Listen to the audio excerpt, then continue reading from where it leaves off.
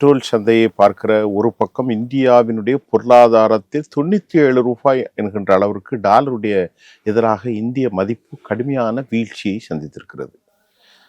பொதுவாக கீழ்நிலைகளில் இருப்பவர்கள் பேசுகின்ற போது நீங்கள் சொல்வதே மாதிரி பல ட்ரெயின்கள் வந்தது அது வந்துன்னு சொல்வார்கள். ஆனால் இந்தியாவுடைய பொருளாதாரத்தை குறித்து சர்வதேசத்தோடு நீங்கள் பார்க்கின்ற போது உங்களின் பார்வை எப்படி இருக்கிறது வருங்காலத்திற்கு? இல்லை, பல இந்த பொது சந்தையில் இந்த போர் தொடங்கின பிறகு பல நாட்டு செலாவணிகளுடைய மதிப்பு குறைஞ்சிருக்கு, டிக்ளைன். ஆமாம், நம்முடைய ரூபா வந்து 97 எட்டுச்சு. நீங்கள் சொன்ன மாதிரி 97 நெருங்கிச்சு. 97 96 இப்படிதான் நிக்குது. ஆமாம், இப்போ 94 சில்லறைக்கு வந்துருச்சு.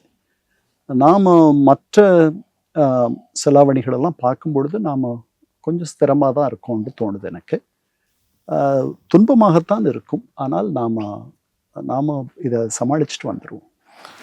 இன்னொரு கேள்வி என்னவென்றால், இந்தியா வந்து ஒரு செல்ஃப் ரிலையன்ட், சுயாதீனமாக மேக் இன் இந்தியா போன்ற திட்டங்களை வைத்தாலும் பிரமோஸுக்கு நேற்று கிட்டத்தட்ட ஒரு மிகப்பெரிய ஆர்டரை கொடுக்கக்கூடிய சூழல் உருவாகிருக்கு. நேற்று நான் ஒரு தொலைக்காட்சியில் அது குறித்து ஒரு அரை மணி நேரம் கொடுத்தேன். பிரமோஸ் வந்து SU-34 SU-35 இணைந்து செல்லக்கூடிய ஒரு சிறப்பானது. ஆகவே UAE நமக்கு ஆர்டர் கொடுக்க போகிற சூழ்நிலை.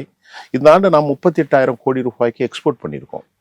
வளர்ந்து வரும் சந்தையில் இந்திய இராணுவத்தினுடைய ஆயுதங்களுக்கு உலகம் முழுவதுமான எதிர்பார்ப்பை தாங்கள் எப்படி பார்க்கிறீர்கள்?